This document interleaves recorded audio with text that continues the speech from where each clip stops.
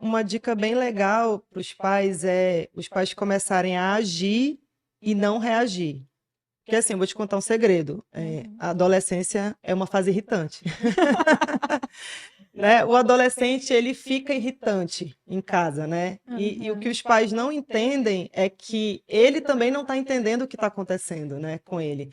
Estão acontecendo muitas coisas na vida do adolescente, muitas transformações, e aí ele se torna, às vezes, irritante, né, mal-humorado, e isso acaba irritando os pais. Então, o adolescente tem uma reação de raiva, de rebeldia, e os pais reagem em cima disso, em vez de agir. O que eu quero dizer com isso? Por exemplo, teve uma mãe que a adolescente estava nessa, uma boa menina, né, bons pais e tal, e a menina estava, né, nessa fase de rebeldia. E aí a mãe foi chamar a atenção dela, ela entrou no quarto gritando e bateu a porta do quarto. Aí a mãe, o que a mãe fez? No dia seguinte a menina chegou da escola, estava sem porta. Ela falou, o que aconteceu? Ela falou, não, porque você bateu a sua porta ontem, aqui nessa casa ninguém bate porta, não. Mas não gritou, não esperneou, porque também tem isso, né? A nossa criação, principalmente aqui da nossa região, a gente foi criado no berro, né? Todos os nossos pais resolviam no berro, né? Então, e nessa idade da adolescência, a gente se torna, como eu falei no começo, né, dessa pergunta, um pouco irritante. Então, os pais, eles acabam se frustrando, se entristecendo, né? O filho está demonstrando aquela rebeldia, aquela raiva, em vez dele parar, pedir sabedoria do Senhor, ele acaba tomando uma atitude em cima que aí a casa fica um inferno. Aí fica o adolescente gritando de um lado, o pai gritando de outro e não chega numa solução, né? Então, a dica aqui é haja e não reaja. Peça a sabedoria de Deus, né? Não haja ali no impulso da raiva. Pare e pense, né? A gente tem aqui uns exemplos bem legais. Por exemplo, o seu filho fica acordado até de madrugada. Aí você percebe o que a mãe faz. Ai, começa a chorar, fica triste, né? Arrasada. Não. Seu filho está ficando de madrugada, o que você tem que fazer? Você tem que agir. Você tem que colocar limite, tem que tomar o celular dele.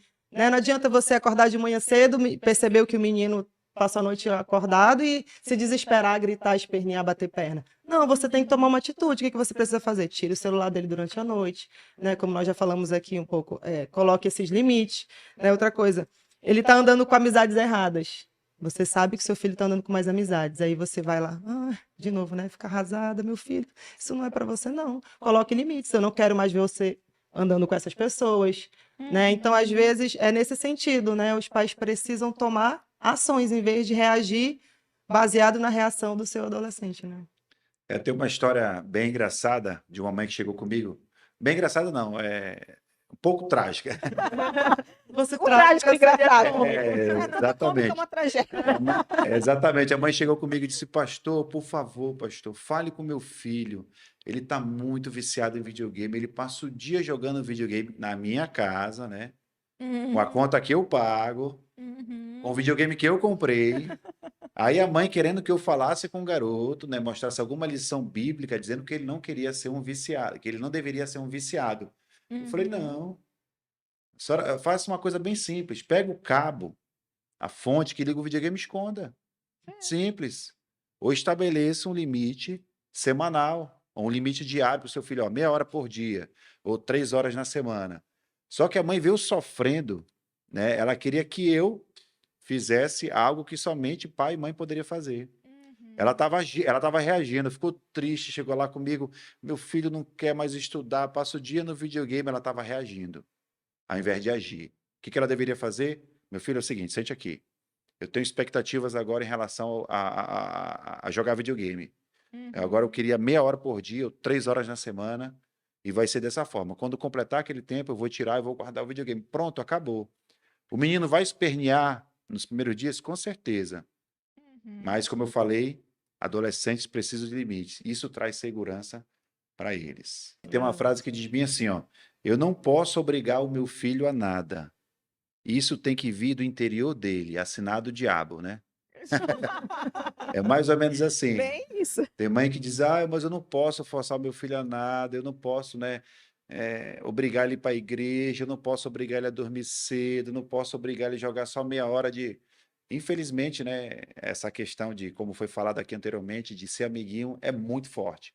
Né? E aí a gente não está criando adolescentes para serem campeões. A gente está formatando adolescentes para serem fracassados.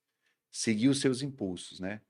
e não viver uma vida disciplinada que vai te dar sucesso lá na frente. E o que é muito importante para as pessoas que trabalham com adolescentes é essa situação, né? Porque muitas vezes os pais, eles chegam querendo que o líder da igreja Sim, tome atitudes que que eles cabem a deveriam fazer. eles, né? Que cabem Exatamente. a eles. E eu acho que isso acaba muitas vezes deixando os próprios líderes ali que meio sem saber o que fazer, né? Então, eu acho que é bem isso, é jogar a bola pro pai, né? Tem Com coisa que cabe certeza. a ele, saber em que ele pode ajudar, né? Mas não tomar essa posição de pai, né? Porque muitas vezes tem muitos líderes que querem tomar a posição do pai mesmo, de Sim, mandar e se permitem a isso e acabam fazendo aquilo que o pai e a mãe estão jogando em cima deles, aquela carga emocional que os pais estão jogando. Não, realmente tem que ter aquele equilíbrio, né? Orar ali, pedir a direção do exatamente. Espírito, né, de Deus. A gente sempre costuma brincar dizendo bem assim: uma semana tem 176 horas. 174 horas o adolescente vai estar com os pais e somente 2 horas com a gente. Uhum, Então, quem que vai exercer mais influência na vida do adolescente? Com certeza é os pais. A gente vem para auxiliar. E o nosso trabalho, apesar de ser só 2 horas, ainda tem um certo impacto. Imagine uhum, se houvesse essa colaboração, né? Tem uhum, uma história que eu conto bem interessante, né? Sobre duas pessoas, né? Corey Monteith, né? Que foi um ator canadense, galã de Hollywood. Ele participou até daquela série chamada Glee, né? Fez muito sucesso, era um cara cobiçado pelas meninas, né? Multimilionário. E uhum. a vida dele tinha tudo para dar errado porque ele vinha de uma família desestruturada e deu errado, né? Morreu, né, com menos de 30 anos de overdose. Por quê? Porque ele não tinha paz, infelizmente, que, né, estabeleceram o limite, que não agiram na vida dele, reagiram. E nós também temos um exemplo muito famoso, que é aquele chamado Dr. Ben Carson, né? Que fez até a história daquele filme Mãos Talentosas, que Ah, sim, sim. conta a história da vida dele. Um Uhum. dos maiores neurocirurgiões do mundo, né? Uau, é. Dono de um hospital famoso nos Estados Unidos. E é interessante que ele e o irmão dele foram criados por uma mãe negra, né? Desempregada, né, analfabeta, perdão, que trabalhava, né, era empregada só que em casa de família. E certa vez ela foi limpar a casa de um médico, no filme conta a história, foi limpar a casa de um médico e viu que a televisão do médico estava toda empoeirada, em cima da televisão vários livros. Aí Uhum. ela teve, né, uma iluminação, ela entendeu por que aquele homem foi um médico, né? Porque ele leu muito, estudou muito, e ela chegou na casa dele e disse: "Agora eu vou agir". Na casa dela, eu vou agir. O que que ela fez? Estabeleceu metas para os filhos delas. A partir de hoje, vocês vão ter que ler um livro por dia, vão ter que fazer um fichamento desse livro, e a partir de Uhum. hoje vocês só vão ter direito a 1 hora de TV. Né? E o que que ela fez? Ela estabeleceu limites, agiu ao invés de reagir, e os filhos dela começaram a se destacar na escola, se destacar na escola, se destacar na escola, se tornaram um dos melhores alunos, e ele, né, se tornou um dos maiores neurocirurgiões do mundo, inclusive foi o médico, o primeiro médico que separou gêmeas Meu siamesas, né? Deus. Então, um Uhum. homem de destaque, porque foi criado por uma mãe que, ao invés de reagir, ficar triste porque seus filhos estavam assistindo televisão, ela agiu, ela botou os filhos dela para lerem, estudarem e se destacaram, né? O caminho certo. A Gabi estava falando agora há pouco sobre a questão da fase irritante, né, dos adolescentes. E nós já passamos. E a gente pensa assim que é besteira deles, mas não é, né? Porque a menina nessa fase de 12 a 14 anos geralmente já está próxima ali do período menstrual. Então já começa aqueles sintomas que nós, já mulheres, temos de Sim. TPM. E ela não está entendendo nada. Ela não sabe o que está acontecendo aquilo com ela. Porque ela está se irritando, porque que ela está chateada, com aquelas dores de cabeça, né? E a mesma coisa, os meninos estão tendo aquele banho de hormônios, né? Testosterona. Testosterona, que também mexe com a cabeça dele, deixa ele meio sem saber o que Sim, fazer, com né? Então, certeza. realmente é uma fase complexa e que a gente. E não chamá-los de aborrecentes, né? Porque não são, né? Aborrecentes. Eles estão irritadinhos, né? Mas são adolescentes que precisam, né, da nossa atenção.